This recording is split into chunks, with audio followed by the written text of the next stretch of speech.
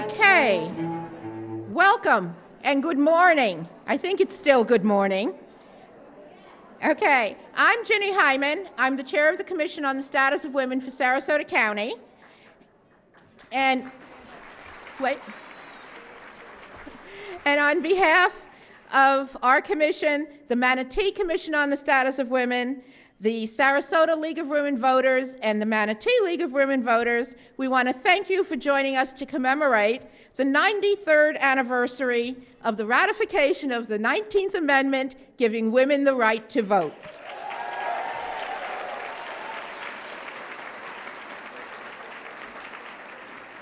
Okay, now we have a very interesting program today. So instead of my usual rant of asking women to get on board and support the right women candidates with your time, money, and votes, I'm going to ask you to look around and notice which elected and appointed officials decided to come to be with us today, despite the fact that this is not an election year.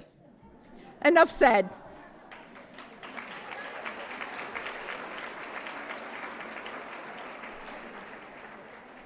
Okay, at this time, I'd like to ask Diane Nathanson to come forward to sing the national hymn in 1920, America the Beautiful. So please stand for the Pledge of Allegiance afterwards. Good morning, it's nice to be here, and I expect all of you will join me as we sing this beautiful America the Beautiful. Oh, beautiful for spacious skies, for amber waves of grain, for purple mountain majesty, above the fruited plain. America, America, God shed her grace on thee, and crown thy good with brotherhood, from sea to shining sea. Thank you. Stand right with me. I pledge allegiance to the flag of the United States of America and to the republic for which it stands, one nation, under God, indivisible, with liberty and justice for all. And if you would please remain standing for a moment of silence to reflect on how the women's right to vote in the last 93 years has made a difference in your own life, the girls and women in your family, and your ancestors. Okay, I would like to, please be seated.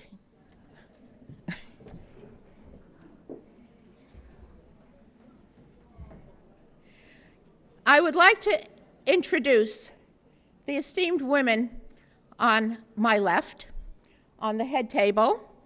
We have Tina Steele, who is our speaker, Valerie Fisher, who is the chair of the Manatee Commission on the Status of Women, Major Connie Shingledecker, who is our honorary chair, Dr. Mona Jane with the Florida Commission on the Status of Women, and one of the co-founders of this event. Also, we have who's next to you?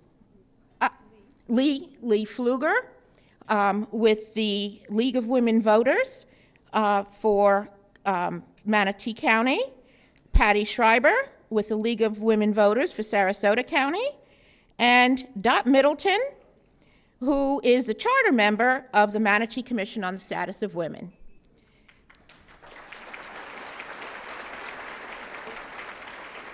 Now, I have another very long list of women who are on our host committee. So what I would like to do is ask all the women on our host committee to please stand at this time. And I would like the rest of you to refer to page 6 in the program, and please note who the women that are on our host committee are and their esteemed positions in our community. Okay. Now, I would also like to ask you to look to page 5 in your program, and I would just very quickly going to read our sponsors. Our diamond sponsor is the Bradenton Herald. Platinum was the Florida Commission on the Status of Women, METV. West Coast Women, Manatee Memorial Hospital, Lakewood Ranch Medical Center, Bright House. Gold sponsors were the New College of Florida Foundation, the Personal Safety Net, and our brown sponsors were FPL and Carter Psychology Center. Thank you very much for supporting us this year.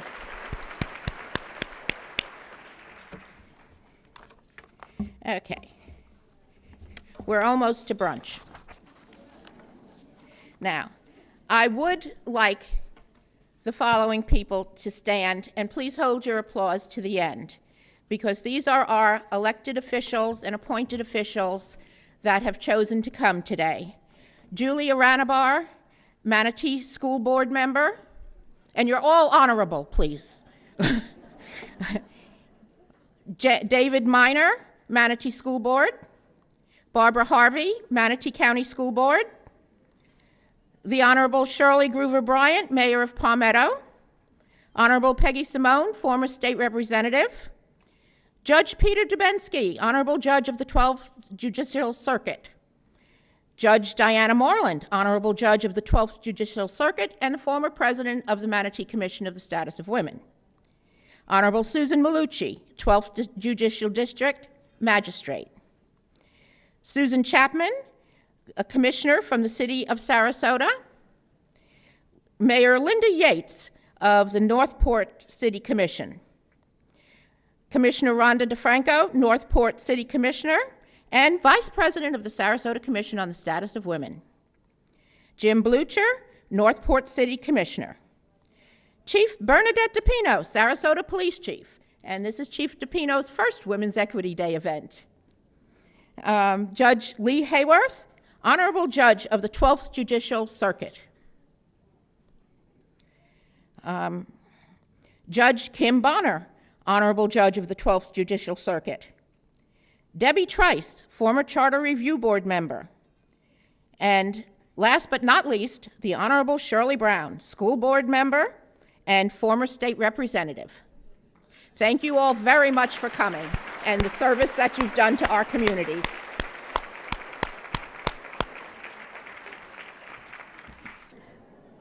I'm Dr. Mona Jain. It's my pleasure to see a room filled with people who believe in women and their right to vote.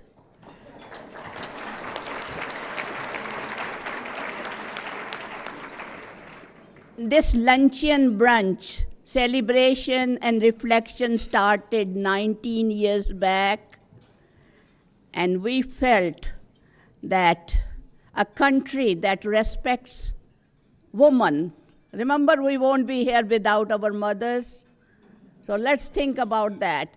So we have women who struggled to get gender equality and pave the way. And we have presently women and men also, I respect them also.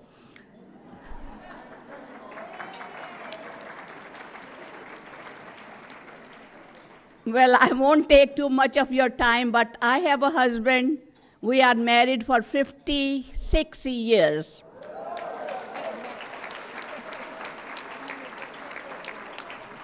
And he closes his store to be here, to celebrate.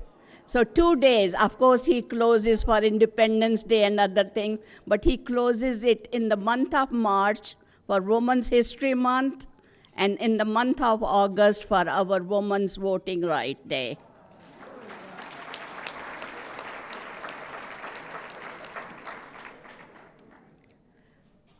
If you look in your program, we have the honor to get the greetings from the governor of our state, and then also we have the greetings from the Florida Commission on the Status of Women. Next, we have the League of Women Voters of Florida. Yes, please. And then we also have a National Association of Commissions for Women. Their greetings in there also. There is something going to happen next year. I will not be talking about it. Valerie Fisher will be talking about it in the her closing remarks. I know many people who have touched our lives. We cannot say enough about each one of you present here, but I do want to recognize some. I know we recognize the elected officials, and next year we'll have candidates running also, but I believe in education. So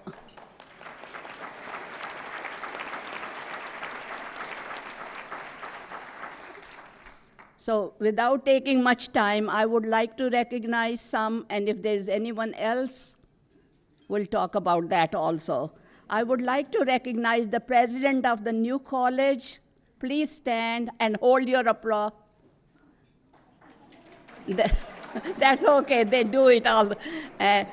Chancellor of USF, Sarasota, Manatee. And of course, we have the school. Oh no, I don't want to forget our new deputy superintendent of schools, Manatee County. Please stand up. If there is anybody else I have forgotten, please do stand up. I apologize. And if I talk about educators, you know, parents are educators, we have teachers here, and others. The whole room will be standing up. But let's give them the applause, those who are standing, please.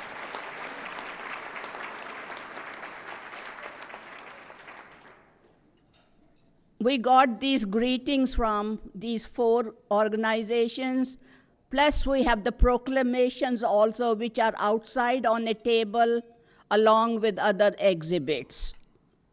So please, next I invite Valerie Fisher, who is the co-chair from Manatee County Commission, and of course League of Women Voters, and she will introduce our honorary chair.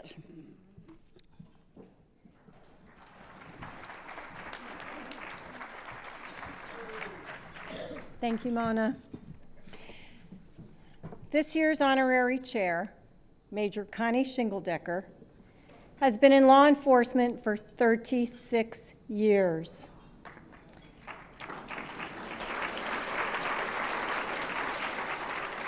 Think about that really for a moment.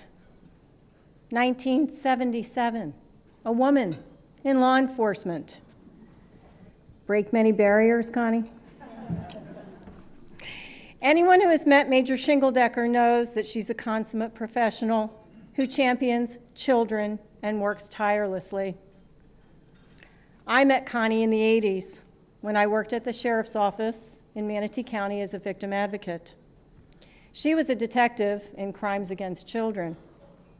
It took no time at all for me to get that she was a serious, dedicated professional. As she progressed through the ranks, she was then my lieutenant and then my captain. You might think she's one tough cop, and she is. She can be. But I remember one time I was called to help a family of a man who had completed suicide. And victim advocates do whatever needs to be done.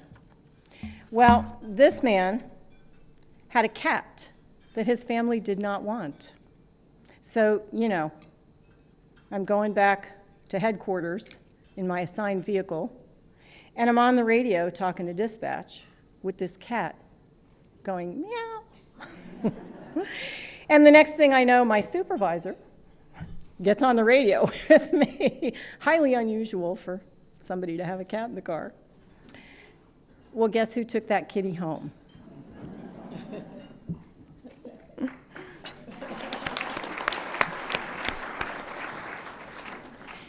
Major Shingledecker's abbreviated biography is in your program, and I'm telling you we had to abbreviate it because she's done really so much for our community and garnered so many well-deserved honors and awards, we wouldn't be able to fit them all. So it is my privilege and pleasure to introduce Major Connie Shingledecker.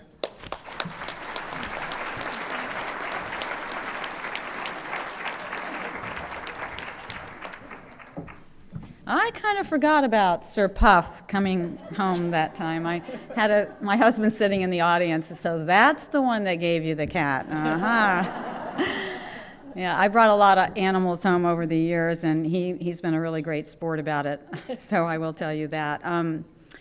We've been married 32 years, and I really appreciate everything that my husband's done. He's stood behind me, and I think behind every successful person is someone that supports them, whether they're a man or a woman, and he's been there for me, and I really appreciate that. I want to say also, County Commissioner Betsy Benak, I don't think you got recognized, and we appreciate you being here.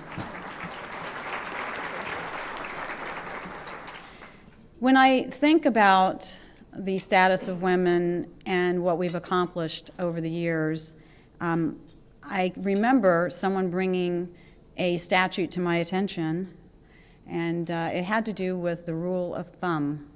How many of you know the rule of thumb and know what I'm talking about?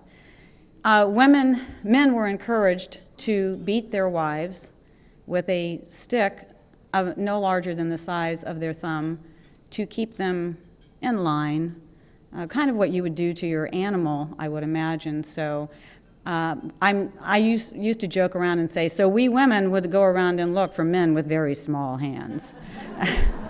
But when you think back on that, what those women went through and what they've accomplished for us to be able to do the things that we are doing today, there were some women that went through a great deal, and I can tell you for that I am forever thankful, because I wouldn't be in the position that I'm in today, as many of us would not be either.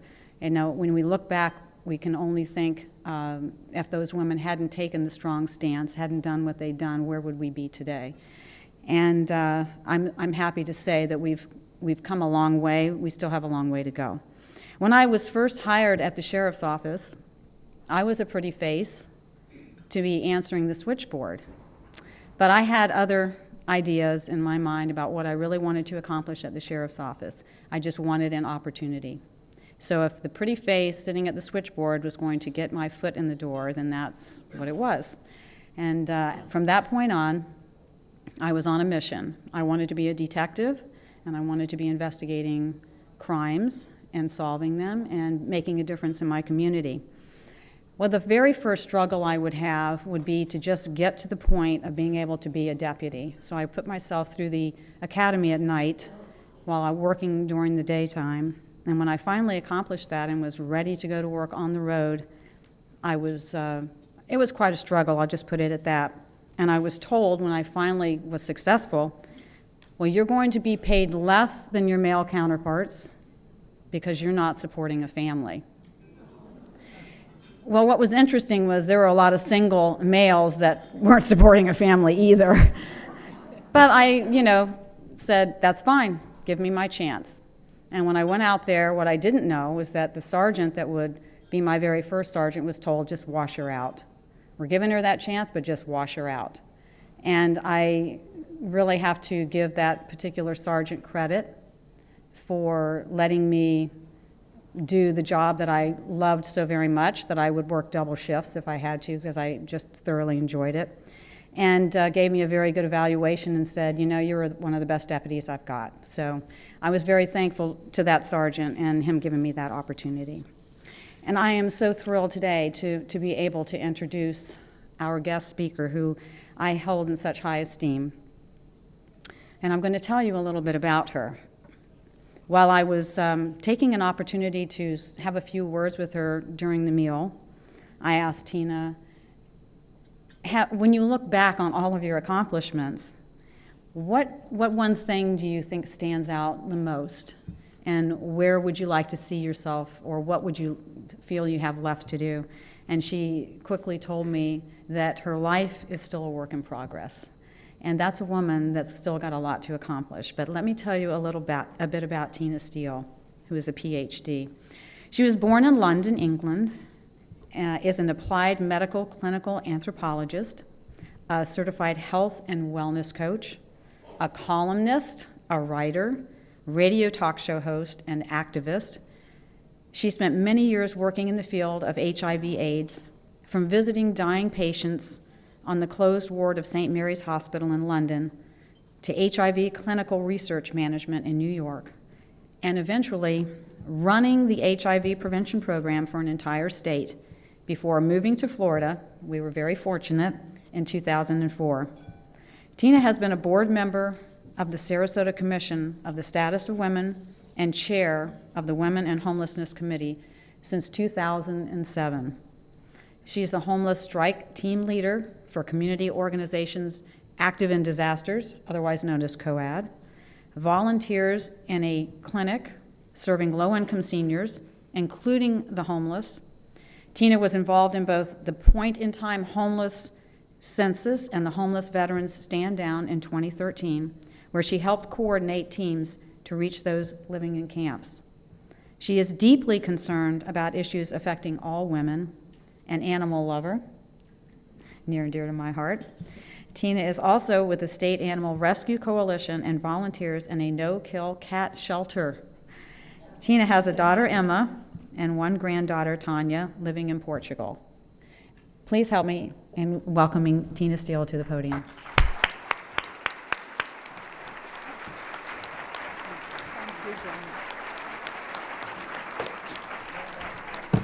Thank you, Major Shingle-Decker.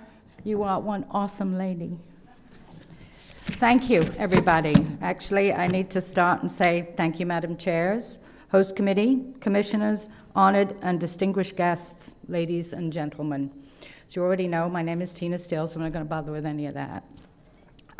What I am going to do, having been rear-ended last November and sustaining a concussion, I have got to read from this, because sometimes I'll just stand here and look at you, and you probably want me to talk, right? So I'm going to try not to make it too boring. There's a lot to talk about, as you well know, but I'm honored to see such a sea of faces here, because something tells me that you actually give a crap, because I do. I do. That's why I'm here today. Thank you. Some of you know who I am. The rest of you are going to have to try and figure it out. Well, you know, I'm a clinical anthropologist, so my profession specializes in human health, and I specialize in human health behaviors. So when we're dealing with the homeless, we are dealing with individuals. And, oh, he did it for me. Good, thank you. And I wanted to do something else today. I wanted to show you the faces of our homeless, because these are not just statistics. These are human beings. These are people. And we need to start thinking about that every face you see on the street is a human being just like you and me, has a story just like you and me. And you have to put things into perspective. So, just a little bit about where I came from, because you probably noticed from the accent it's not exactly Floridian. I was born in London, England, as Connie said. My mother was an aspiring, actually somewhat successful actress at the end. She married my father, who was a U.S. junior Navy officer, and I think he was a bit starstruck. But the marriage lasted as long as it took for her to get a starring role, and then he was dispatched back to the U.S.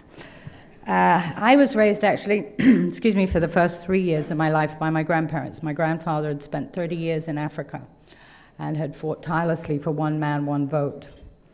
And he instilled in me something that has remained to this day. I think actually it's in my genes too, that you do the best you can for others. You help others. It is a moral responsibility of us all to help others. My mother remarried when I was 5. My stepfather was a successful BBC radio and television announcer. He became daddy. He was a big-hearted man, tremendous sense of humor. Excuse me. He also believed in taking care of the less fortunate, so I had it from my mom's side and now my stepdad. Our home was always filled with waifs and strays, and along the way, he and another BBC personality decided to start a charity because they wanted to help people. And they used to have celebrity golf matches and cricket matches, and they would get the proceeds and give them to the needy in each community. The problem was that all the money that they raked in, they gave straight to the community. So their philanthropic adventure actually fell apart after 10 years because they forgot to put any money into the administration of the business. So I grew up with the principle of noblesse oblige. And for those of you who don't know what that means, it's defined by Merriam-Webster as the obligation of honorable, generous, and responsible behavior associated with high rank or birth. If you happen to be blessed with ample resources, it's your moral imperative to help those less fortunate. If you don't have material resources, I don't, you give your time and skills. I've done it my whole life, and it's what led me on this path to help the homelessness. It all started when I began volunteering at the Senior Friendship Center's clinic. And it was in 2005. The clinic provides medical and dental services to low and no income adults, and some of whom are homeless. Today it's known as the Rubin Center for Healthy Aging. I also was asked last year to go and help in the clinic at Resurrection House, so I was working one-on-one with a population that was all homeless. Ginny brought me on board here in 2007 and put me on the homelessness committee, made me chair, which was great. And but I hadn't really put my focus entirely upon the homeless at this point in time. But then somehow I got seconded to the Suncoast Partnership to End Homelessness and started representing them at community organizations active in disasters, which is HYATT. And it soon came to me that the problem was that the homeless were not even on the radar of HYATT. And I eventually brought my worries to the meeting, and it so happened that the chair at the time was a fellow anthropologist by the name of Stuart Stearns. He'd been down in Port Charlotte to help with the cleanup after Hurricane Charlie, when it took that unexpected left-hand turn and decimated Captiva and Port Charlotte and Punta Gorda. And what stuck in his mind was the bodies of the homeless just piled up without ceremony. They had no forms of ID. The people had had no resources or shelter when the 150-mile-an-hour winds came through. And he didn't want to see that happen again, and neither did I. So with Stuart's help, it took a while, we finally got a homeless strike team, and he appointed me its chair. And we're the little strike team that could. We've managed to accomplish all the goals that we've set for ourselves in the last year, but we're looking always for more. We put cell phones into the hands of the homeless so we can contact them if a disaster is coming down the pike. We're in the throes now of arranging to have the pets of homeless, and you might scratch your heads and go, why would the homeless have pets? Because just like the rest of us, they're companions, and for some homeless, that's all they have. But in order for them to get into an emergency shelter, those pets have to be vaccinated. So we're trying to arrange a program. We have a vet who's agreed to do it, and one of the Sarasota County sheriffs is going to pay for the vaccination herself so that the pets and their owners can go into hurricane shelters. Ed McCrane is a rock star as far as I'm concerned. Our emergency management chief has done so much to help us and continues to do so. So I want to give a shout out to him. I know he's not here today. Another reason I can speak on the subject of homelessness is that, technically speaking, I've experienced it myself. When I first arrived in Sarasota in 2004, the housing boom was in full swing. And though I'd initially had a place to live, when the owner's mother died, she sold the house from under me for a huge profit, and I was left to my own devices. I didn't have a stable roof over my head. Because of disability, an attack in 1990 that left me physically disabled, I fortunately have a small disability to fall back on, but it's not enough to keep a dog alive. Certainly wasn't enough to pay rent. And I had a business that I was trying to get off the ground, doing health and wellness counseling, consulting.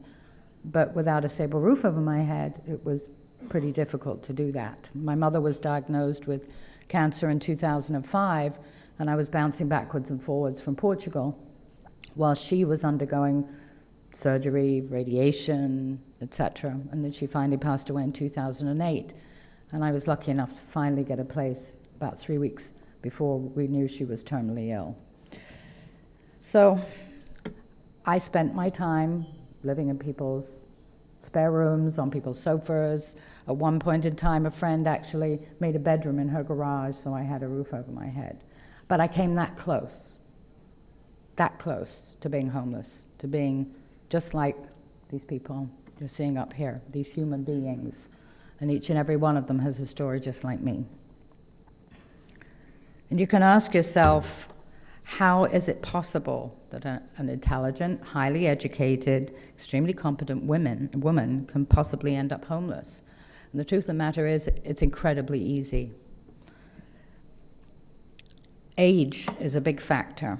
I was already in my 50s when the bottom fell out of my world. I'd been divorced for many, many, many years, never got alimony, ever got child support. Many women find themselves alone at this age, whether it's by accident, design, divorce, or widowhood. And children have usually flown the nest, if indeed there are any. So if you're lucky enough to have a job, you may not have a very high-paying job. If you're undereducated, you certainly won't have one. We're often more likely to be laid off as women or forced into early retirement with a limited, if any, pension. We earn 75 cents on the dollar for the most part, and I found, even with my qualifications, how hard it was to earn a livable wage, even with all the work experience that I had. When I was doing HIV AIDS clinical research in New York, my starting salary was $30,000 a year. Not so much. The bennies were great, but bennies didn't pay the rent. So other women in their 40s and 50s have to wait a long time before Social Security kicks in, even if they've worked all their lives, which many haven't. Many women spend their lives as homemakers. What happens when the husband dies or he runs off with somebody? Sorry. The other end of the scale, we have young, sometimes extremely young girls whose parents have abnegated any responsibility for caring for or about them. Many have been dumped into the foster care system and then aged out. What happens to them? There's nowhere for them to go but to the streets. Too many get sucked into lifestyles that include prostitution and drug dependency. At very far end of the scale, there's human trafficking. Annually, nationwide, some 550,000 unaccompanied single youth and young adults up to the age of 24 are on the streets, and 380,000 of them are under 18. They experience homelessness for more than a week. 50,000 of them are sleeping on the streets at any one time for more than 6 months. Our LGBT youth are particularly vulnerable and comprise 20% of the homelessness in their age group. Abandoned by families and support networks, they're very, very often at heightened risk for sexual, physical, and substance abuse, and twice as likely to commit suicide. We have several young pregnant girls in Sarasota who are homeless right now. But there is some good news. The YMCA has a new program. It's called the Safe Children Coalition. Don't know, some of you may even be part of it. It's designed to provide up to 18 months of housing assistance as well as case management for the 18 to 22-year-olds. So I'm hoping it'll also be able to provide shelter for the 18 teenagers who are currently living in the skate park. Disability is another factor that plays into homelessness considerably, both physical and mental disabilities. For those of us of a certain age, a sizable number of us have chronic and debilitating diseases, many of which preclude working full-time, as in my case, or even at all. And it makes it much harder if there's no spouse. Many of us grew up in the 50s and 60s and were not encouraged to go to college. I myself wasn't. All the boys were. I wasn't. Or to aspire to a career. So we may lack qualifications.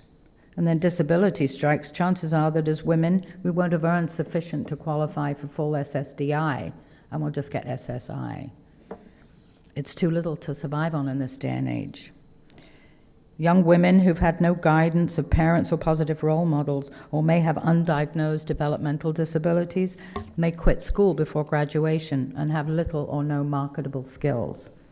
It's all too easy to make bad lifestyle choices when there are no choices, or have to make do with minimum wage jobs which don't pay enough to cover rent, especially in the state of Florida. Sunshine wages, hello. And even less mental health. We've got nothing in the way of mental health counseling. We have some, and yes, the shout out to Coastal and First Step, but there really isn't sufficient. It's not getting to the people who need it on the streets.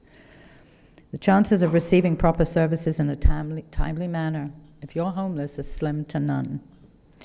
A lack of resources is a big issue facing our homeless, even though women now comprise more than 50% of the population. For a myriad of socioeconomic reasons, we're not as likely to have the essential financial and emotional support systems that men do, because we don't earn as much. 1,496 women were identified as homeless in Sarasota County, and 2,119 last year. The undereducated and older women would be more likely to be employed in minimum wage jobs and even work 2 or 3 jobs. And a lot of us are still suffering from the Great Recession. I still call it a depression, because it was. It is. In 2013, 1 in 5 people are on SNAP benefits, food stamps. 1 in 2 children are eligible for free or discounted school lunches. In fact, 12% of all Florida residents are living in poverty. Many of them are elderly. This state ranks 2nd in the nation for the number of foreclosures. And where people are being dispossessed from their homes, they're landing on our streets. I have several women friends who've lost their home to foreclosure. And a couple have come very, very close to being without a stable roof over their heads. One woman friend in particular was literally persecuted by the bank and justice system. And she has emotional issues, and it was really hard for her to cope. And she still is having trouble coping, as she lives in a single wide trailer. She tried to do everything right, but without the support system, she failed. As an outside, for me as an outsider, it really did seem that they went after her because she was a single woman. And it's like, you know, seeing the soft underbelly of a sheep. If you're a wolf, you're vulnerable. And she was vulnerable, and they played on it. And that's disgusting. I know of 2 couples who lost their homes. They moved into their cars, but they lost their cars too, and ended up on the streets. They sleep on the streets now, and they had to give up their beloved pets, and I was there when it happened. It was heartbreaking. The fastest group of homeless in our county, in our state, right now, a single women head of household with as many as 3 or more children.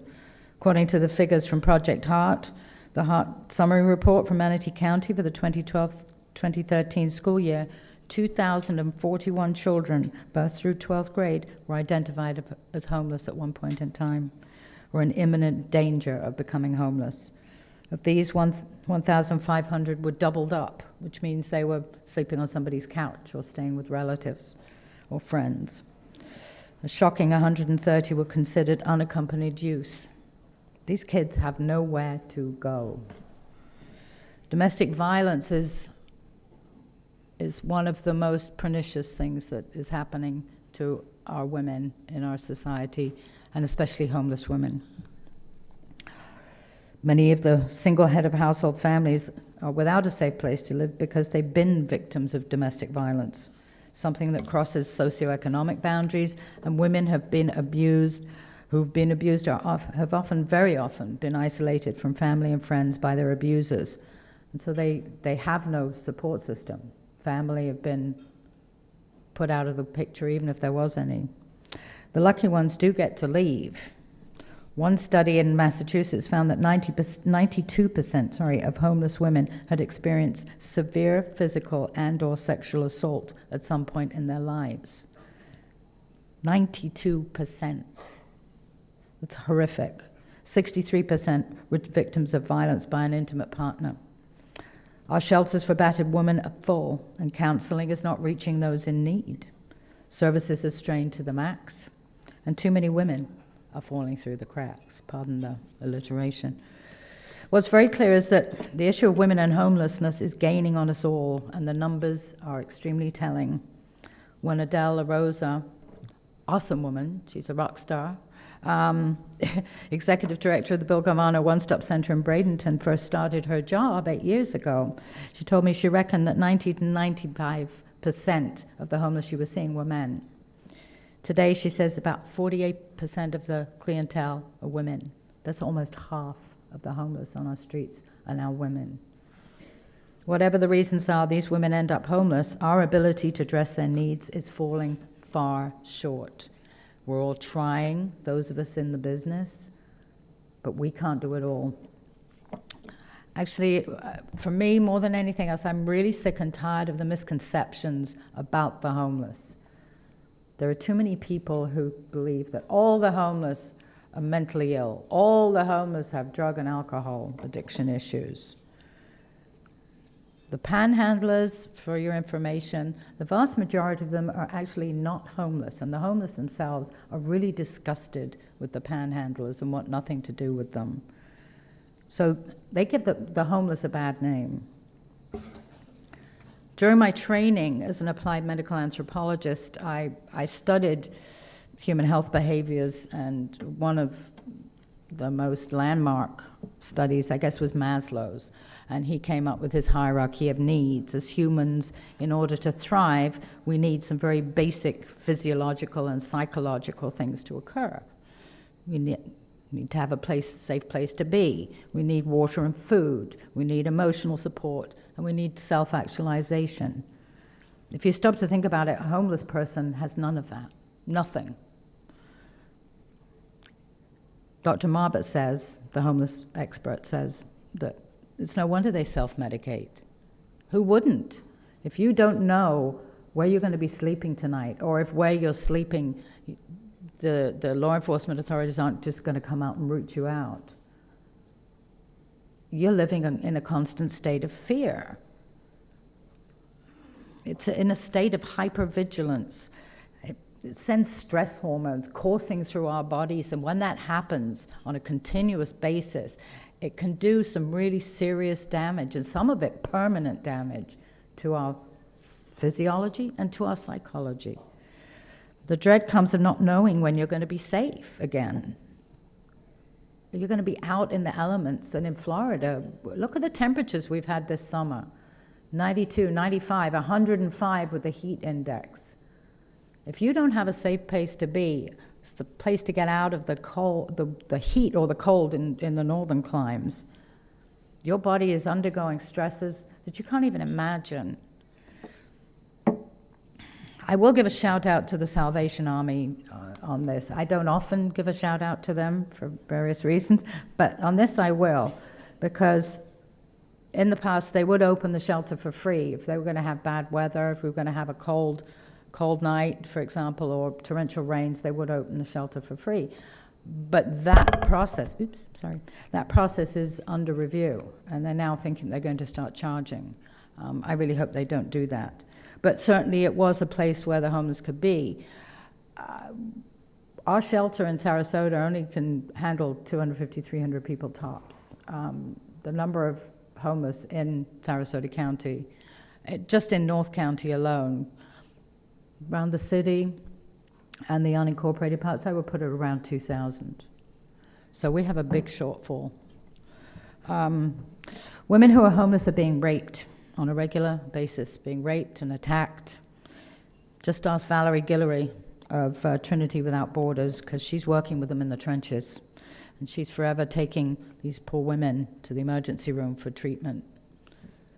I spoke with the executive director at Spark yesterday, and she was telling me that a lot of the people that they see at Spark, which is a safe place and rape crisis center, are homeless women. One of the ladies you'll see up here has a traumatic brain injury. She receives a disability check every month. But unfortunately, she'll go out and meet up with somebody, and he might beat her up.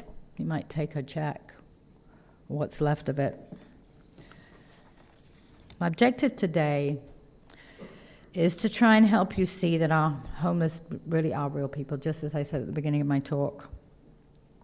They really do deserve our dignity, our respect, and they do deserve dignity.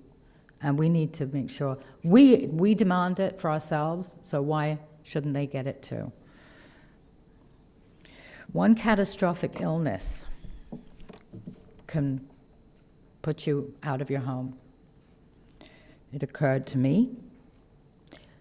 One job loss, serious accident, serious anything can find you out in the streets. I've met many, many kind souls in my work with the homeless who've seen their dreams ebb away as they lost everything.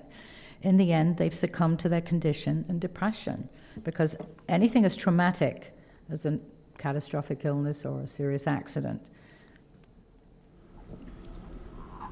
causes a person to grieve for the loss of the life that they once had. We think of grief as only being when we lose somebody, when somebody dies, but it can actually happen when we lose something that we held really dear, like the stability that we had in our lives, like our jobs, like our homes, like our families.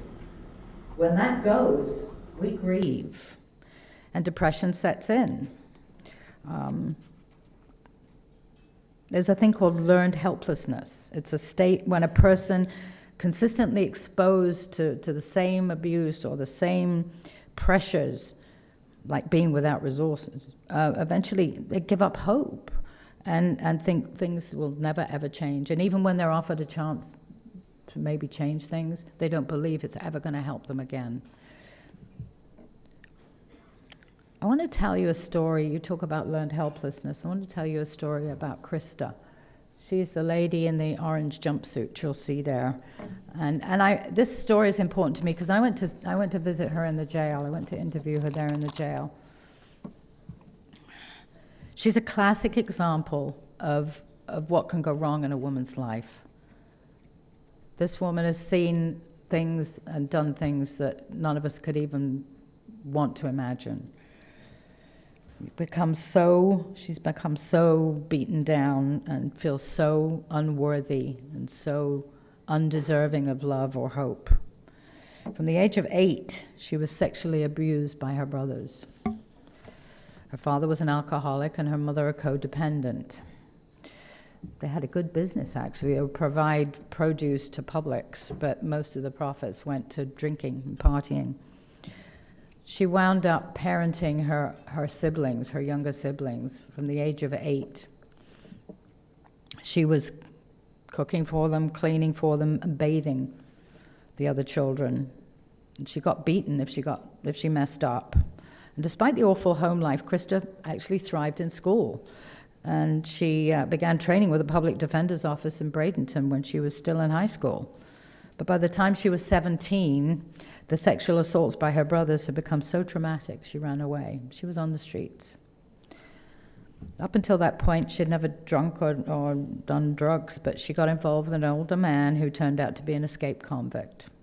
She had a child, but the baby died. It was born with significant birth defects. The boyfriend ended up burglarizing the next door's house and used her car as his getaway. And guess who got thrown into jail because of it? She did. She went to prison for 6 years. And thus began the revolving door of an inappropriate relationships, morally suspect men who abused her and destroyed what little self-esteem she had left. She got to the stage when she only identified with convicts and felons, which happens all too often. She herself is a felon now, and she was then.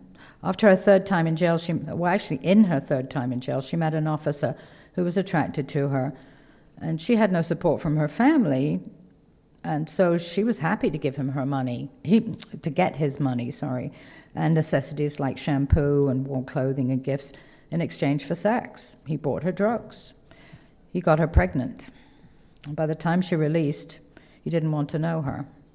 Neither did her family, of course. She had the baby. She then met another parolee who was released the same time she was, but this one was addicted to crack cocaine. He got her into it too, and she said, "It took away my pain, took away everything." They got into petty and grand theft, and she wrote bad checks, and they both ended back in prison. Her mother took her child, who was biracial, and this really, really affected me. She later discovered that her sister had poured bleach into the child's bathwater to lighten it up. Krista was in and out of jail, during which time her mother passed away, and she had 2 more children by different fathers. By 2010, she'd moved into the recovery pod in jail, and began to realize she'd spent her life trying to compensate for the abuse she'd experienced as a child. She was diagnosed as being bipolar, but she wasn't getting counseling, and she wasn't getting her medication on a regular basis. She acquired MRSA in jail, which meant that when she was released, she couldn't go to the Salvation Army shelter, she couldn't go to the regular places that people went to take showers. So she ended up hooking up with a bad guy again, and the same old story was repeated, except this time he used to beat her. He beat her to a pulp. She ended up on Crime Stoppers. The sheriffs came to get her. She was thrown in jail. He wasn't. So there she is now. She's 42 years of age. Her children are now living with her sister, who won't speak to her, up in the north. She doesn't feel she has any options left. She faces 5 to 100 years in prison unless she can get out. Unless she can get out. They want me to wrap up. I had a lot more to say. But the truth of the matter is we don't have enough affordable housing. We don't have enough jobs. We don't have enough livable wage jobs, should I say. Pulling out park benches and throwing the homeless in jail are not the ways to solve the issue of homelessness. Having one single shelter, already far too small to accommodate the numbers of homelessness in our community, is not the answer. Making do with what we already have is not the answer, nor is the pernicious NIMBYism that's being fueled by certain leaders. As an anthropologist, what's incredibly important is not for us to tell the homeless what they need, but for them to tell us what they need. We don't tell them, they tell us. Currently, there's a pushback in the homeless community about the idea of having a safe haven here in Sarasota, like the one Dr. Marbot started in St. Petersburg. Many of the homeless community believe it's akin to going back to jail. It's not. We can work this out, but with their input, we need to ask the homeless, how do we do this?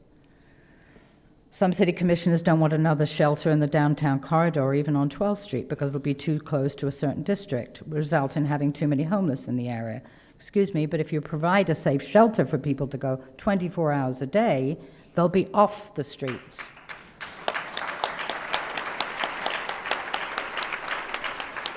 Where do they go during the day? You know, they need to be somewhere safe where they can have services. City residents get upset with so many disenfranchised wandering around. So let's get them a place where they can be. Salvation Army has said that they're going to open up a wing for homeless women for the month of September, when they only have to pay $1 a night. What happens on October the 1st? One thing, and I know I've got to hurry this up, but one thing I want to let you know, I went to visit the HYATT project in Pinellas County. I saw Pinellas Hope. And one thing that really impressed me about going to the HYATT project was going to do a tour, and seeing a lady in her 4-bed dorm at midday just sitting there reading a book. We need that here. We must have transitional and supportive housing. Valerie Guillory at Trinity Without Borders has a plan for her property she calls Sanctuary of Sarasota to provide single women and families with just this type of housing. We need to be supporting her, not fighting her at every turn. She's part of the solution, people. Let's help her and help those who are so very, very, very vulnerable, keeping women out of harm's way, getting them case management, job skills training, and other services will help them get back on their feet. It's a good thing.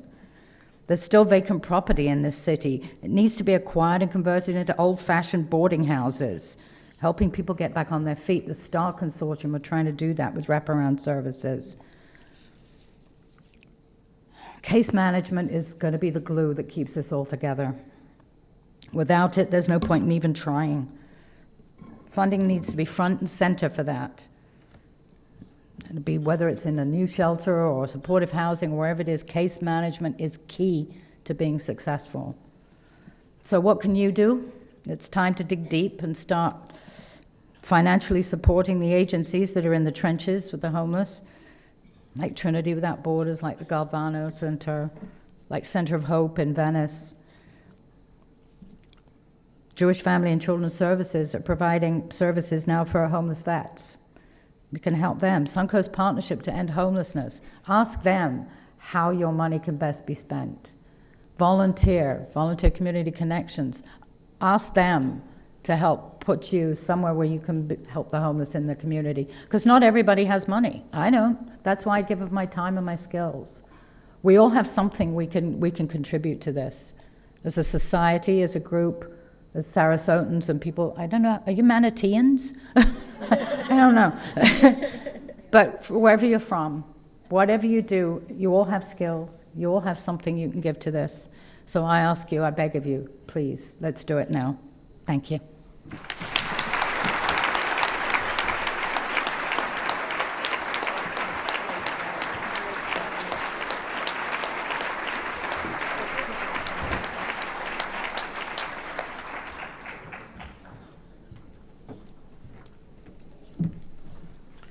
Thank you, Tina. Well, Monday is the actual 93rd anniversary of the ratification of the 19th Amendment that gave women in America the right to vote. This year, this is a little commercial sponsored by the League of Women Voters. This year, the League of Women Voters of Florida is honoring Women's Equity Day through continuing their efforts to protect voting rights of all eligible voters. Unfortunately, Florida has a history of voter suppression. In recent years, our state has made voting more difficult by limiting places that you can vote, cutting back on early voting, and erroneously purging qualified people from the voter rolls. And this summer, a key part of the Voting Rights Act was overturned by the U.S. Supreme Court, leaving Florida's citizens unprotected. Without a strong Voting Rights Act, the ability of groups like the League to fight anti-voter legislation and keep our elections free, fair, and accessible is compromised. The League urges Floridians to contact Congress, demand action, and put the Voting Rights Act back to work.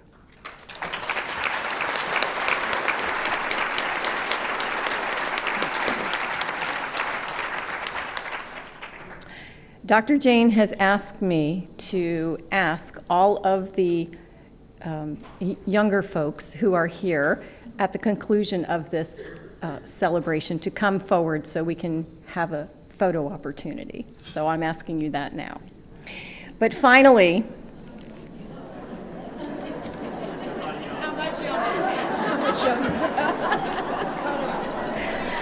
well, you know who you are.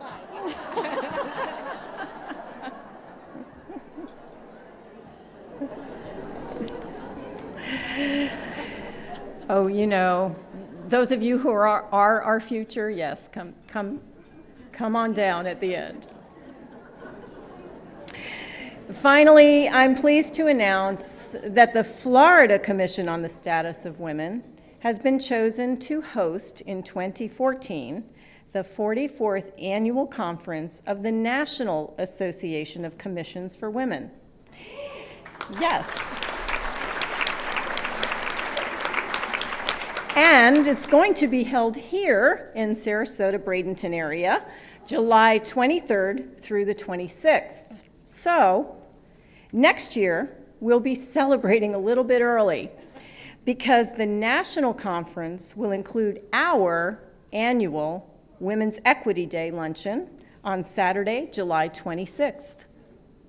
So, save the date, mark your calendars, and I'll see you there.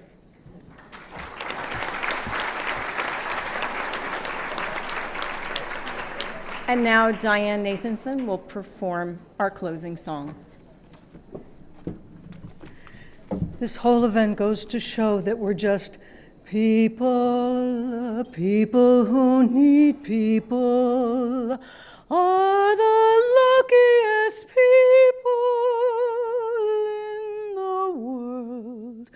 We're children needing other children, and yet letting our grown-up pride hide all the need inside, acting more like children than children. Lovers are very special people. They're the luckiest people in the world.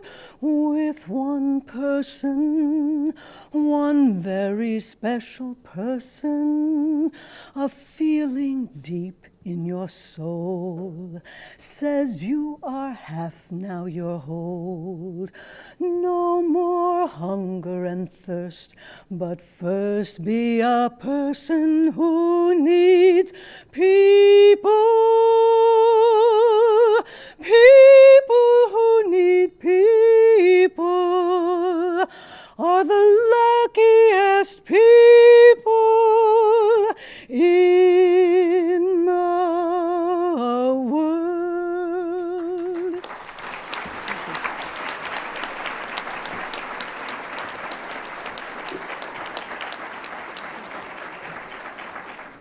It's really important for the ACLU to be a part of the Women's Equity Brunch because of the civil rights issues that we are dealing with. And of course, reproductive rights are a big one for the ACLU and of course for women presently with our present legislature. So it's really important to kind of get the word out. And also, as I mentioned, the immigration issue right now is a big thing with our local legislature and at the state level. So we're just trying to get the word out. We're trying to get petitions signed so that this is equal for everyone here in our state. And the petitions are to go to Congress, and we also represent Manatee County. We're working on several issues dealing with civil rights, which presently include immigration reform and trying to secure that it's done in a fair and equitable way for all of the people who are trying to come into our country. And we're also working on equal rights in terms of marriage for domestic partnership. We're behind the scenes in several other things such as homeless issues and things like that. The ACLU is a nonpartisan group, and we work specifically on civil rights issues so that everybody has the opportunity to contact us and see if an issue that involves them might be something that we might be able to work on. You can contact us through our website. It's aclu.org, and that will be the best place to find all of the information and the different subject areas that we're working on. Hello, my name is Shannon Duvall, and I'm the Vice President of Advancement at New College Foundation. We're here today at the Women's Equity Celebration, and New College has two exciting initiatives related to women's equity. The first is Educate for Change, a partnership between New College, Daughters for Life, and community members to bring up to 10 women from Middle Eastern countries to study at New College, completely tuition-free, room and board free. All of that cost will be paid for by the three partners. Our other exciting initiative is having Judy Norsegian speak as one of our new topics presenters this year on February 25th. Those of you who remember Judy's first edition of her book, Our Bodies, Ourselves, will be excited to read her newest edition. For more information on Educate for Change or Judy Norsegian's New Topics seminar, please contact the New College Foundation at 941-487-4800. Thanks and have a great day. Hi, my name is Jessica Moats, and I'm here today at Women's Equity Day with Selah Freedom. We are here to bring awareness to modern-day slavery. Our mission is bringing the light to the darkness of modern-day slavery. So through awareness and advocacy and restorative services for the victims of sex trafficking in the area, we're here to provide that need. And Florida is actually the third worst state for human trafficking in the U.S., and the average age of entry for these girls who are trafficked is 12 to 14. Once they're out on the street as runaways, about 80% of them are approached within 48 hours by a trafficker and then brought into the industry and sold and used for sex. So there's an extraordinary need for awareness and also for the demand to stop and the industry to stop. So that's what we're here to do. Go to our website. It has all the information you need at www.selahfreedom.com. Selah is spelled S-E-L-A-H, freedom.com. It has a list of our events, ways to donate or volunteer. I'm actually on the Speakers Bureau, so I go around to different locations and speak about sex trafficking and human trafficking. And we also do parties with a purpose where one of the speakers can come to your house to present briefly to some friends and family, just to really get the awareness out there. So definitely check out our website if you can. Yeah, Women's Equity Day obviously represents freedom and equity for women and girls, and this issue, this problem, this pandemic of human trafficking highly targets women and girls and is used to silence them. The sexual abuse and the sexual exploitation is used to silence them. So we find it important to be here, a part of this event today, to just bring awareness, to help give voice to the voiceless and bring equity to these women and girls who are victims or survivors of human trafficking, sex trafficking. Good morning. My name is Mary Miller, and I'm a member of the Board of Directors of the Women's Resource Center of Sarasota County. So today, yes, indeed, we are celebrating the 93rd anniversary of the 19th Amendment, which gave the vote to American women. The women who effected change at that time were brave, innovative, willing to make sacrifices, and overcome personal obstacles. I see an analogy between those women and among the 12,800 women who walked through the door of the Women's Resource Center of Sarasota County. They're brave, they're tenacious, they're willing to make personal sacrifices, and also they're willing to overcome personal obstacles. In fact, the mission statement of the Women's Resource Center is education, inspiration, and empowerment. So, if a woman pursues education, inspiration, and empowerment, it reduces her chances of ever being homeless or ever being helpless. So now the question is, how does Women's Resource Center help women? The many services of Women's Resource Center include the Challenge Program, and that creates personal and professional growth for women to strengthen themselves and their families, and of course, thus the whole community. So they include money management, from writing a check to balancing a checkbook to running a business, employment and business opportunities, and probably only found at Women's Resource Center of Sarasota County is the returnship program of women who want to go back into the workforce. We're ready to help them, both in Spanish and in English. Also, a widows program unique to Sarasota, well attended and certainly effective. So, in conclusion, may I say that every year a dedicated staff, volunteers, board members, and generous donors have the pleasure of awarding scholarships to many worthy recipients to help them gain strength within themselves, to actually pursue their goals, to have education, inspiration, and empowerment. And we have to remember that we women can build our own success on the success of others that came before us.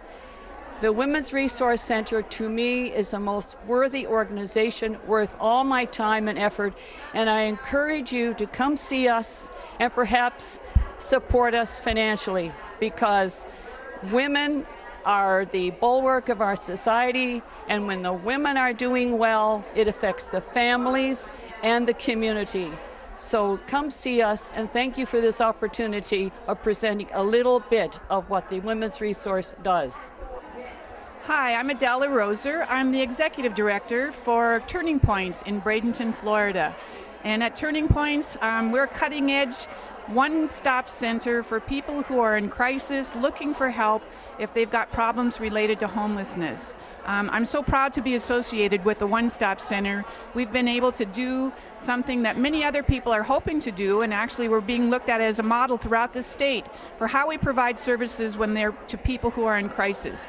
Many times people are going from place to place to place when they're looking for help, and they're sent there without really a hope to get anything, and many times that's what they end up with.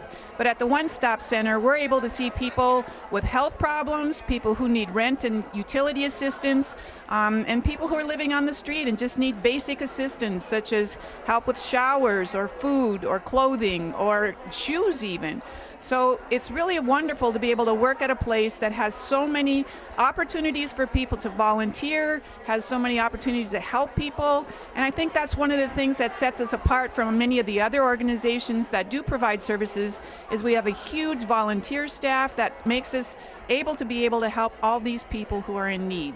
And it's kind of a burden in Manatee County to have this organization that people are looking to provide all the services, because even though we do everything we can to help people, one of the main things they need is housing. And right now we don't have a housing component to our organization, so that's something that I encourage everybody to do. And I encourage everybody who's watching this to think about, what role could you have in the community? Could you help us with clothing or shoes? There's something that everybody can do to help with homelessness. And I encourage you to figure that out. Give us a call, 747-1509, and we'll be sure to see what you can do to help the people who are in problems of homelessness. Hello, my name's Camille Chapman, CAMILLE-CHAPMAN. I'm with Family Promise of Sarasota. We're here today focusing on women and especially homelessness. One of the biggest part of homeless people now is children. Up to 1/4 of the folks that are out there without a home, without a place to lay their head on a regular basis are children. So we have a 90-day program. We work with churches and volunteers in the area to house and shelter and feed the families for up to 90 days. while they come in and get a job relatively quickly. We have job coaches and case managers that work with them, and then they move on to their own place at the end of the 90 days. We've been here in Sarasota since 2006.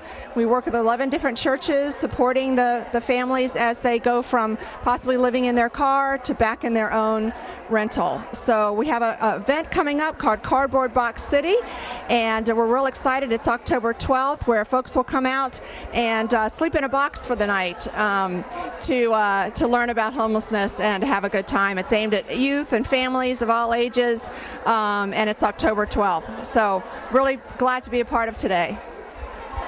Hi, I'm Rosalie Schaefer, and I'm with the League of Women Voters of Manatee County.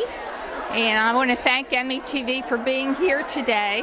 This is a wonderful annual celebration we do every year of the Women's Right to Vote anniversary. And it's wonderful for a number of reasons.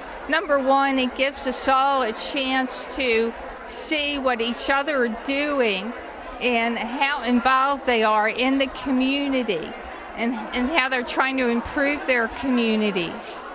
And it also gives us a chance to network to see how we can help each other. And women have made a lot of strides since the vote to right struggle, but the job isn't finished because women are still not equally fairly represented in the corporate boards or in the halls of Congress or in Tallahassee. So we need to get more women in leadership, and the training and networking we are doing at activities like today are a big help in doing that. Thank you.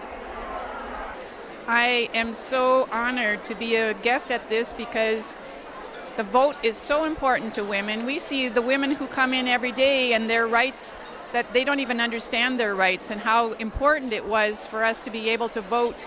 It's really heartbreaking to see the number of women who aren't using those rights that we all work so hard to get.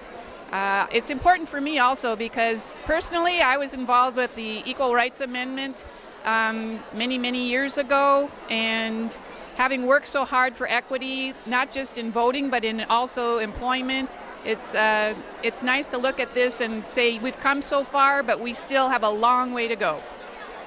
It's really important because I don't think people understand that the face of homelessness has changed so much. When I first started 8 years ago with Turning Points, we had probably 90 to 95% of the people that we were helping were men. And in the last 5 months, our number of women have equaled the number of men. And most of those women come to us seeking help, have children. So it's a very different homeless population than it used to be, and women, unfortunately, are much more represented in the homeless population. I think they have the impression that women, if they worked harder, that anybody can get a job, they should be able to support their families. They don't understand things like, which I also didn't, stories of women who men have just abandoned them. I didn't even understand that happened. We've had so many women come in that they've been working at their job, their kids are in school, they come home and the man is gone. He's just abandoned the family. Also, I think one of the myths is that women have so many kids with different fathers because they're trying to collect on welfare and they're just living on welfare, when the reality is that they can't get welfare checks anymore. They're required to do work. Temporary assistance for needy families is very small, and it's not enough to support a family. So I think that's another big myth that people have. We are so honored to have so many people here from very strong organizations, and I think the main message is that working alone, we can only do so much, but working together, we can do so much more. And I'm really encouraged by what's happening in Sarasota. I hope it spills over into Manatee County about working together. We can have a common agenda and support and find the resources that we need to do housing. And that's my main goal and my main hope for this, is that not only do we look at the services for women and their families, but also at the harder problem of finding housing for all of these people. That's a great question, Charles. I work for Hope Family Services, and we are proud to support the Women's Equity Day Luncheon every year because we are a women's organization. We believe in women's rights. We believe women should be stronger. A happy home is a safe home, is a better community. And this year's topic is on homelessness, which of course touches very close to our hearts because many women who are victims of domestic violence are homeless because of the violence. I have a friend who, as a child, slept in the car with her mom to get away from dad's violence. Now, the good news is today you don't have to do that. You can stay at a domestic violence shelter. 40 years ago when she was a kid, there were no options. So this is a really important topic, and anything we can do to raise awareness in our community makes us all better in the long run. Well, first and foremost, they need to have an awareness of the issue. I mean, truly, that's an important, you can't fix something you're not aware of. You can't even have a dialogue if folks don't have the understanding that this is an issue in our community. And people think of Sarasota and Bradenton and they think, no homeless issue there. It's very affluent, people are doing well. And we know the reality is there are pockets of poverty, and there are pockets of in our community where people are poor and subject to all kinds of crime. We have to help those folks as well. So what I want people to remember is it's not someone else's backyard, it's right here in our community as well. To me, personally, my parents were divorced in 1960, which back in 1960 there were very few divorced families in the suburbs of Massachusetts. It meant that we ended up being in poverty, we ended up in a housing project, we ended up on welfare, and I am the first person in my family that graduated high school or ever went on to college. So to me, there's a personal journey here. Today's children, and why I get so impassioned about what I do, is what was an anomaly for me is an everyday occurrence today for our children. So I'm in a position where I can take my voice and use it to advocate for our children and to tell girls, especially our girls, that everything you want to do, every dream, everything that you want to achieve, you can achieve. Today, this room is filled, and at every table there's a different organization and an association. And everyone that is here today isn't paid to be here. We volunteer to be here. We give our time, we give our energy, and we give our funding to support what goes on here for this next generation to be and do whatever it is that they want to do to contribute to fill these rooms long after I'm gone. This is the 93rd year that women have had the right to vote. And what it actually is, it's the 93rd anniversary of the ratification of the 19th Amendment, which gave women the right to vote, which is a mouthful. However, look at all the changes that have been made in the last 93 years since the women's perspective in voting has been included in our country. Now, the women's right to vote is the only right that women have under the Constitution of the United States. So we do need to take this a step forward and bring it into an equal rights amendment. Our commission has joined with the Manatee Commission on the Status of Women, the League of Women Voters for Manatee County, and the League of Women Voters for Sarasota County to put this event on every year. This is the 19th year that we are presenting Women's Equity Day, and we have quite a bit to present today and educate and inform our guests.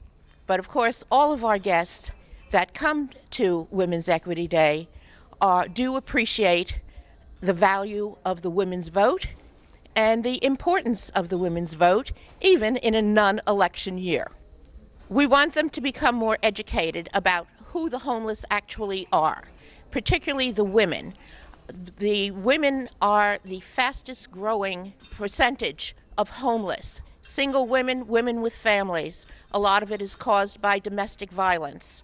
There are hardcore homeless people out there with serious addictions and other mental problems, but that's about 20% of the homeless. The rest of them are people that for whatever reason ended up on the streets, and those people need the support system of the rest of our community to get back on their feet and become productive in our society again. We are here not only to celebrate, but to reflect on the woman's right to vote. It is the 93rd year. We are celebrating it between Manatee and Sarasota counties.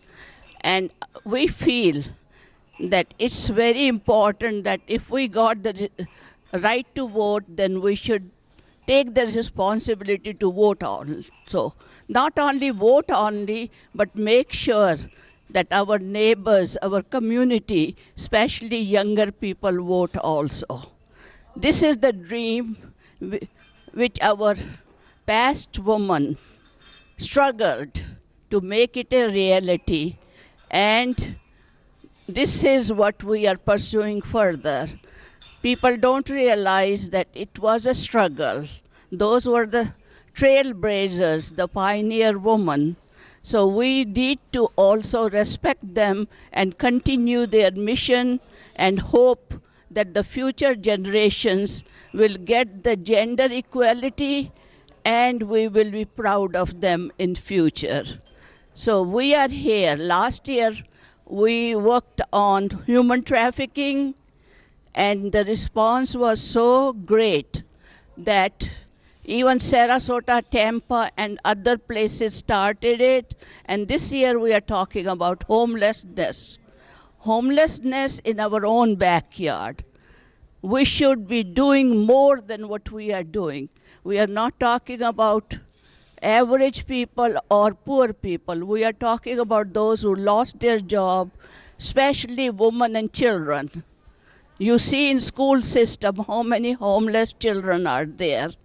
So we need to do something about it. And also Florida Commission did the annual report on veterans, women veterans, and you will be surprised that women veterans are one of the largest group of those who are homeless also. So let's celebrate and reflect and think about more and more of what the women's issues are. These are not women's issues only, these are human concerns also. And today you'll be also hearing later on about our plans for 2014. Thank you so much, and let's enjoy it, have the fellowship, fun, and food. This is such an important event. Because we really do need to pause and commemorate the fact that it took 144 years from the inception of our country for women to be enfranchised. And it's something that is really being compromised today, this year, in America and in Florida. And so it gives us an opportunity to shine a light on how very important it is that people exercise their right to vote and have a say in our government. I think a lot of people don't understand how disproportionately represented women and children are in that population, and I think that we want to bring it to the attention of our community because it's incredibly important that folks that are experiencing this get the help that they need. Well, it is really gratifying for all of us who are on the committee and put this together every year that the folks in our community, both women and men, recognize the importance of, as I said before, commemorating and celebrating the fact that women are enfranchised and women do have a great impact on our community and our culture, and that it is important to recognize that. Well, we want everyone to get re-energized. We want them to just be filled with the Spirit, so to speak, and really continue to remain engaged in the process, particularly now the League, and I'm also a member of the League of Women Voters. The League's focus this year is on making sure that Congress does something to rectify the provisions of the Voting Rights Act that were struck down by the Supreme Court. And so at the conclusion of the program today, I'm going to be urging people to contact their representatives so that we can get this rectified. And that's really, it's kind of like a rally every year that we do to make sure people stay engaged. Well, I think it's really important in these times because there seems to be work afoot to erode women's rights, and so I think it's a case of the fight goes on 93 years later, unfortunately.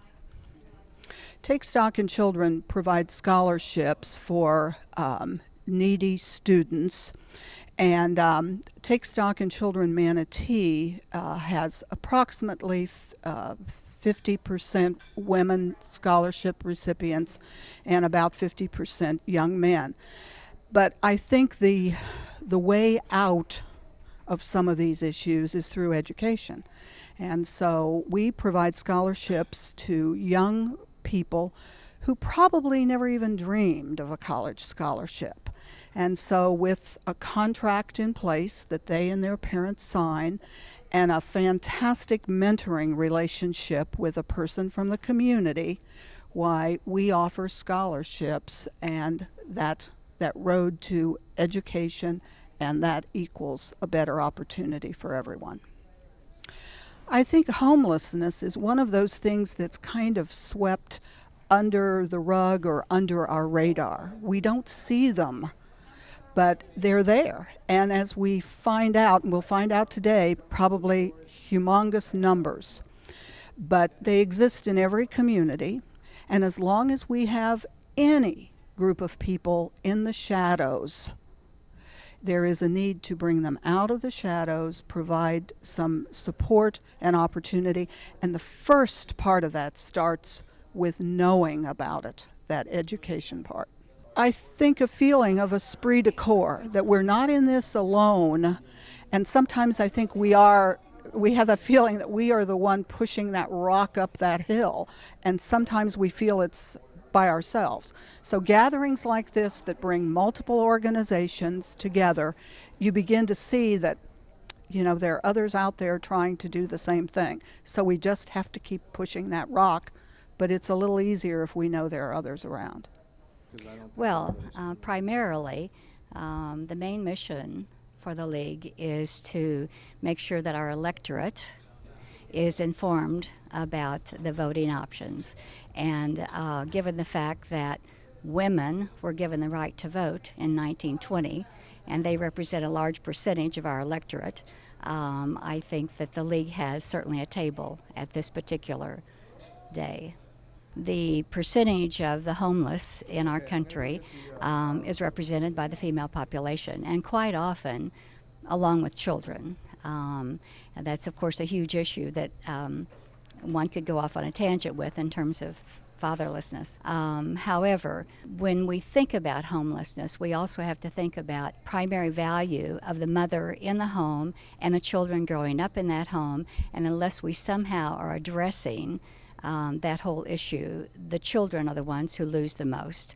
Now, I don't want to leave out the fact that there are men who are homeless also, so there's certainly value in the issue for both men and women. Well, I think the speaker, of course, will be addressing homelessness.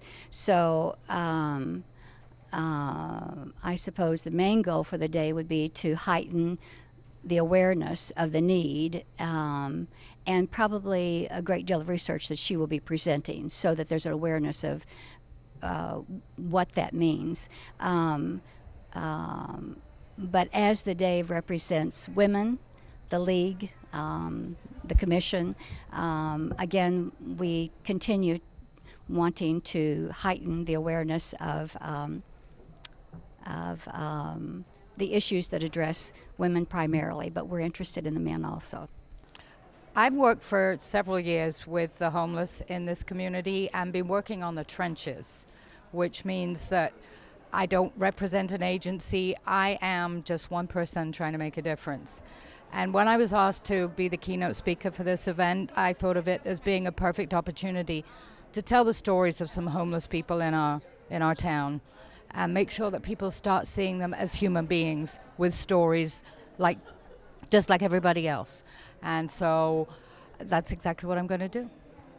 This is not something we can say, well, this is the job of the agencies, for example. The problem that we have a lot of great agencies doing great work in our community. The trouble is they're all doing it in a bubble. So we need to bring everybody to the table. We need to get everybody working together. And that includes people like myself. That includes individuals coming in and saying, it's time we all work this out. We don't fix it by taking out park benches and throwing our homeless in jail. We just don't fix it that way. So we fix it by coming together, by bringing the whole community together and saying, this is not right. This is the 21st century. Nobody should be homeless today. I think the biggest ones are that every homeless person is mentally ill and has substance abuse issues. Dr. Robert Marbut, who is the homelessness consultant who is coming in to help the city hopefully find solutions, he himself says what happens for so many is that they self-medicate. If you are living outside, you don't know where your next meal's coming from, where you're going to be sleeping tonight, whether the police are coming to roust you, whether you're going to have enough water to drink, whether you're going to be too hot, too cold. Your body living under tremendous stressors. So in order to live with those, some people do reach for the alcohol or for drugs, prescription and otherwise. That doesn't mean to say that they are terminally habituated to these things. It's just if you remove the stresses, you put them into safe, secure housing, they will cease to drink and self-medicate.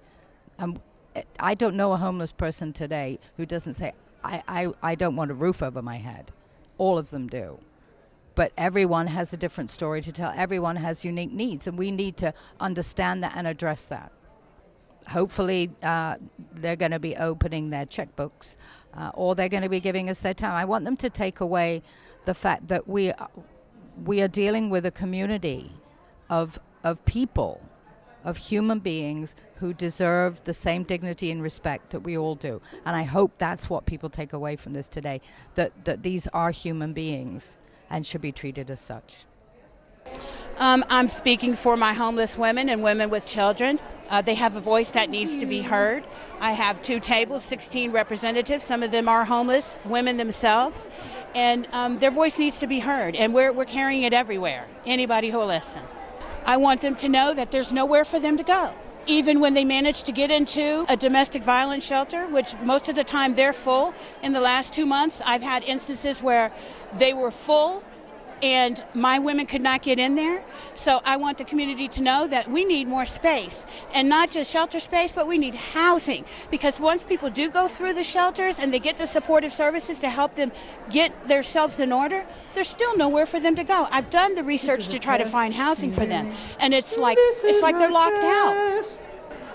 I think there is a criminalization attitude projected on homelessness. And, you know, the misconception of substance abuse and mental health, you know, people who don't understand those issues, they fear them, you know, so we need to have a better understanding and reach out to those people with those issues and try to help them get services so they can get stabilized. And that, you know, the instances that we have, you know, will hamper down, you know, where people are stabilized with their medications and they're stabilized and whatnot, you know, they're better off. We're all better off. It's about women today. It's about women. It's about women with children. And God bless the men who stand beside us, but we've got to stand together. There's too many of us out there who are falling through the cracks. There's little children out there who are out there homeless with their school bags. And we need to encircle them and bring them in. That's what I hope people take away from this today. It's great to be here. Just seeing everybody, all the movers and shakers in our community, the people who are really important, and most of them being women, and just seeing them get things done. It's really great to be able to meet them all.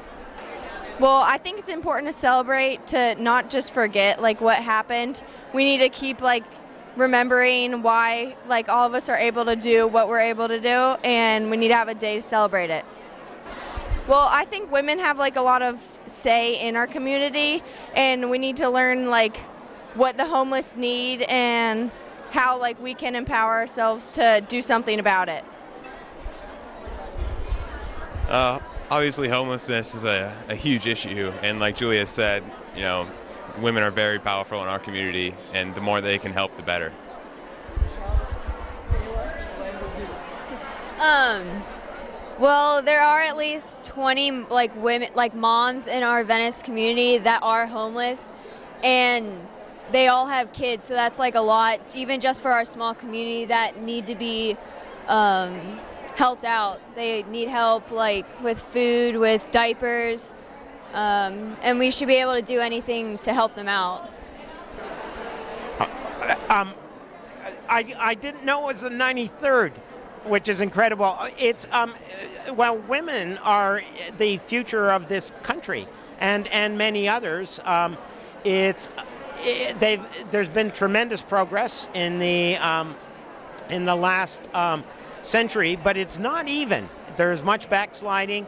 I think it's very important educationally for our society that women become. That women are truly equal partners of men, and there are still many impediments to that we don't see. We tend to think they came, they saw, they conquered, but it's not so. There are many things that work against women in subtle ways in our society and others. Homelessness affects not just a woman, but a whole family. We can't go the way of becoming ever more and more stratified. And the problems that our society faces down the road is going to need to engage all people, talented people everywhere, and the best way to do that is making sure that women have the same opportunity men do, and making sure that the children of the homeless have educational opportunity. That's what this country was about, was opportunity, and we need them. So I can't think of anything more important in a way than that.